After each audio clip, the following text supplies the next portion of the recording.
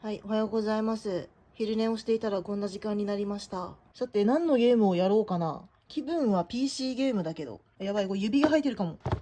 気分は、これか。全年齢の PC ゲームやりたいな。でもこれも前、視聴者の方におすすめされたな。声花。どうしようかな。邪行のライダーもいいな。どうしよう。いや、ダイナミックコードやろう。最近、花合わせの関連グッズレビューみたいな動画撮ったんで、結構今私の中で、いろは貫通してテラシーブーム来てます。よし、君に決めた。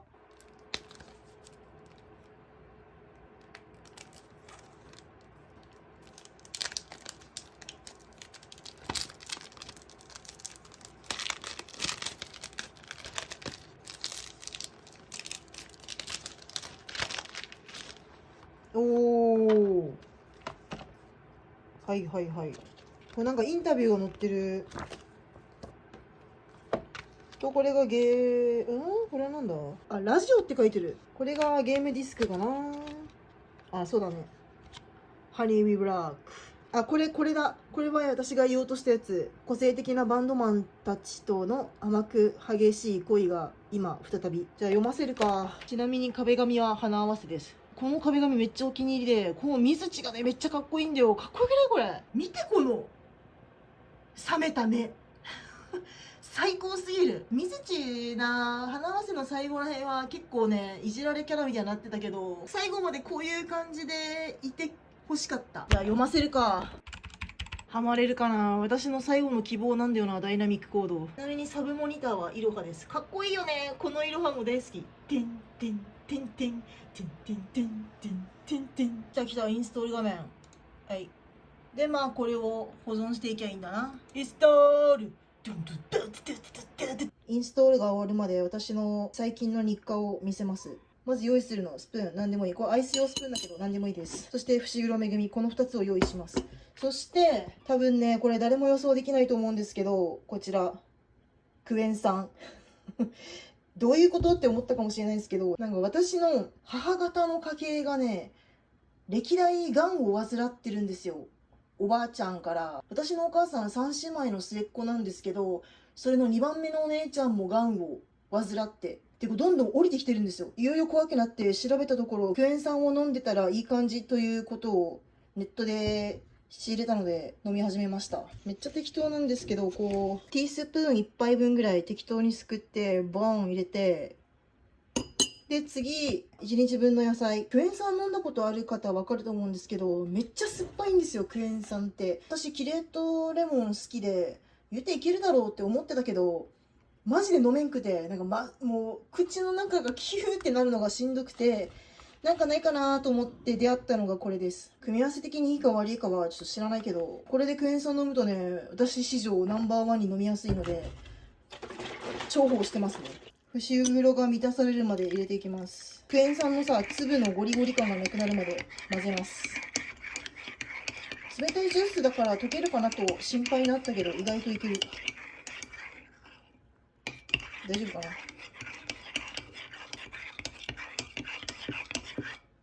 で、飲む。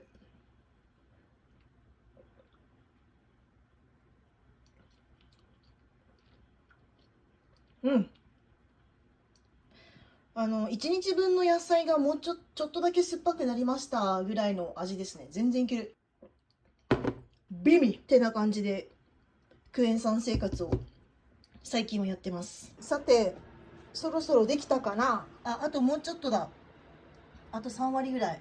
何あれ、踊るか。ちょっとでもこいつが早くインストールできるように踊ってみたり。すいません、やっぱあらすじを読みます。はい、大学生主人公、タミニナかな。過保護な両親に育てられたニナはまともに恋もしたことがない世間知らずなお嬢様。ある日友人に誘われて初めてライブハウスに訪れたニナはあるバンドに所属しているボーカルのなんて読むんだろう。何山？広山だって、広山。広山桜の歌唱力と玉須の漢字むずいな。鈴の千夜の作曲した曲に魅了される。興奮しきったライブの帰りは、ニナの携帯に一件の着信が、それはニナのかつての知人である、結崎セリから着信が来たと。ロックバンドとは無縁の人生を送っていたお嬢様とバンドマンたちの恋の行く末は、あ、できた。インストール完了しました。フルスクリーンにすると、サブモニターに行きそうだな。あ、来た来た来た来た。で、これ攻略していくと多分メンバーに色が宿るんだろうね。インストール完了したんで遊んでみようと思います。ガチで集中できるように電気消して入り込みやすい環境を作っていきたいと思います。はい、ではここからは第2の海老原が喋らさせていただきます。このゲーム超簡単に言うと、再会したバンドマンたちが変わっちまってたというお話で、主人公が語学系の大学に通う女の子なんですよ。で、語学系の大学だから留学に行くっていう話から始まるんだけど、この留学直前に友人にですね、バンドマンのライブに誘われるんですよね。それで攻略キャラたちのバンドグループのライブを見に行くんですよ。で、この時点で攻略キャラたちはアマチュアバンドなので、ライブハウスでのちっちゃいライブなんですよね。で、そのメンバーの一人が主人公ともともと知り合いだったんですよ、実は。で、その知り合いとバンドライブで久々の再会を果たすんですよ。これがめちゃくちゃ偶然という感じなんですけど、で、その久しぶり偶然のテンションでそのままバンドの打ち上げに呼ばれるんですよね。これすごいよね。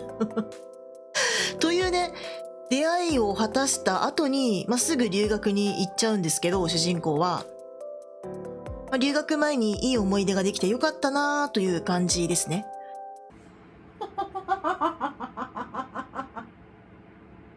なんだっけな、とあるシーンのセリフにめっちゃツボって、何度も何度もセリフを聞き直して爆笑しているというとこですね。多分なんでかちょっと覚えてないけど、すげえツボったんだよね、この時。で、数年後、日本に帰ってきます、主人公。で、帰ってきた頃には、バンドメンバーの彼ら、実はプロデビューを果たして、めっちゃ有名人になってるんですよ。留学前では考えきれない、今では、街頭ビジョンに大きく映像がボーン出てたり、もうライブもね、ライブハウスとかではなくてツアーライブとかできちゃうような、もう本当に引っ張りだこなんですよ。で、主人公も夢を叶えた彼らを喜ぶんですよね。みんな夢叶えたんだっつって。そんな夢を叶えた彼らのライブをウッキウキで見に行くんですよ。で、ライブを見て終わった後、違和感があったんですよね。留学前にもライブに行ってね、曲を聴いたんですけど、その時に聴いた胸にぶっ刺さるような熱い歌、その歌がなくなってしまっているということに気づくんですよ。でもその事実に気づいてるのは実は主人公だけで、彼ら確かにね有名にはなってるんですけど、よくよくねファンの声に耳を傾けると、かっこよかったとか彼氏にしたいとか、そういうねもうぶっちゃけ顔ファンなんですよね。現実とのギャップにショックを受ける主人公なんですけど、もう誰もね歌に注目してないんですよね。でもめちゃくちゃ有名ではあるんですよ。で、そんなねちぐはぐな状態にもやもやっとした状態で主人公はメンバーと再会を果たすけど、という感じで始まるゲームなんですよね。はい、今1時間ちょっとぐらいやって話の導入の部分は見終わりました。おそらく内容はアテレコしている時の私が喋っていると思うんだけど、1時間やって今最初の分岐が来たんで、これからお目当ての CV テラシーこと日野山さくらのルートに進みたいと思います。こっちにねもう攻略サイト準備してるんで、これを参考にして進みたいと思います。でもその前にお腹空いたんで一旦ご飯の準備します。結構駆け足で進んで1時間で最初の選択肢が来たという感じですかね。最近ね乙女ゲームやるとき積みゲーしないように意識してることがあって、やり始めた初日の時こそ駆け足で進むっていうのを意識してるんですよ。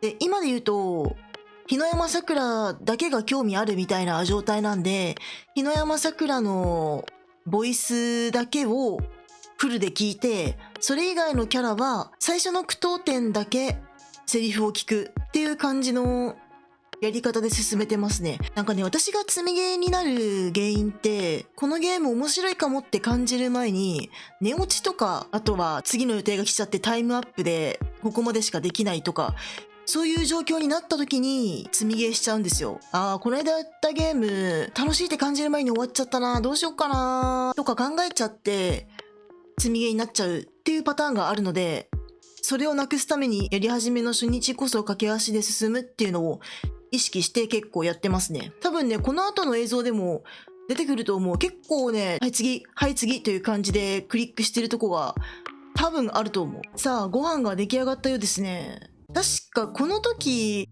なんだっけな、スーパーで買ったお惣菜と、適当に肉と野菜を炒めたやつをご飯の上に乗せたみたいな。っていうご飯の後の余り物ですね。なんでこっち見たあんまこっち見んな。あ、そっか。でも今、ご飯中だから、オートモードにしてますね。多分ね、食べ終わったらまた光のごとくクリックしまくるモードに変わると思う。いや、マジで、飯ね、ご飯食べながら見る乙女ゲームは至高だよな。本当に、本当にね、この瞬間が幸せすぎる。一日疲れた後にさ、ご飯を食べながら好きなものを見る。マジでこれに勝てる幸せないよ。本当に幸せです、この瞬間が。さあ、食べ終わったようですね。ごちそうさまでした。あの白いのはキッチンペーパーですね。私前まではさ、お皿の下にトレイを引くという考えがなかったんですけど、なんじゃそらめんどくさと思ったけど、一人暮らし始めてからトレイの便利さに気づきましたね。キッチンからさ、テーブルに運ぶ時も何回も往復しなくていいし、トレイの上にチャチャーって乗せるだけでいいしね、汚れないし、もう今ではトレイなしじゃ無理ですね。さあ、ここ今戦ってますね。早くね、食器を片付けたいけど続きが気になる。それと今戦ってます。ご飯食べ終わった瞬間、目の前からちょっと漂う残りが、ご飯の残りが、あれめっちゃ不快だよね。早く片付けりゃいいのは分かってんだけど、でももうちょっとだけ読みたいんですよ。それの今、狭間で戦っていますね。あ、イヤホン外しました。やっと片付ける気になったかな。どうやら匂いには勝てなかったみたいです。早くね、これもう水にね、流しに持ってこう。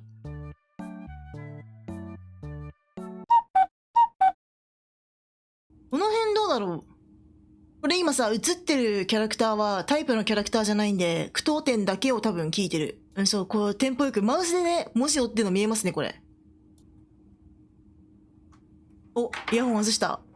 なんかまた言いたいことがあるみたいですね。聞いてみましょう。ライアースの音楽の質が悪くなったから、それにアドバイスするという立ち位置で、主人公はライアースと関わっていくんだよ。なんかアドバイザーみたいな。主人公は全くの素人よ。みんな言える？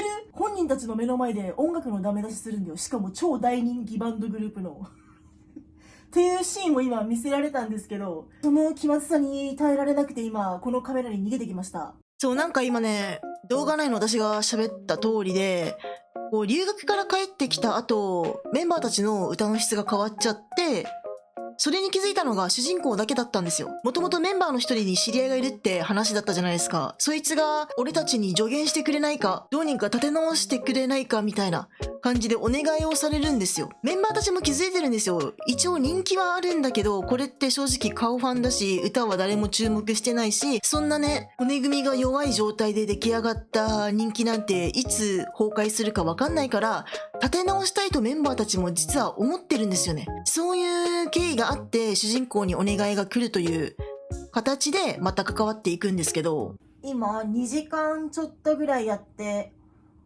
共通が終わりました。あとテラシ演じる日野山さくらってキャラが私の大好きなクールオブクールクールオブクールで冷たい男みたいな感じで、さらに主人公との関係性もめちゃめちゃ険悪で、そこも結構ポイント高いですね。どうやって仲良くなるんだろうっていうのが気になりますね。で今2時間ぐらいって言ってたんで、だいたい2時過ぎに始めたから朝の4、5時ぐらいじゃないのかなだと思います。攻略サイト見ながらなんで、バッドエンド先に回収してハッピーエンドという感じでね、朝までねダイナミックコードで楽しく遊ぶことができました。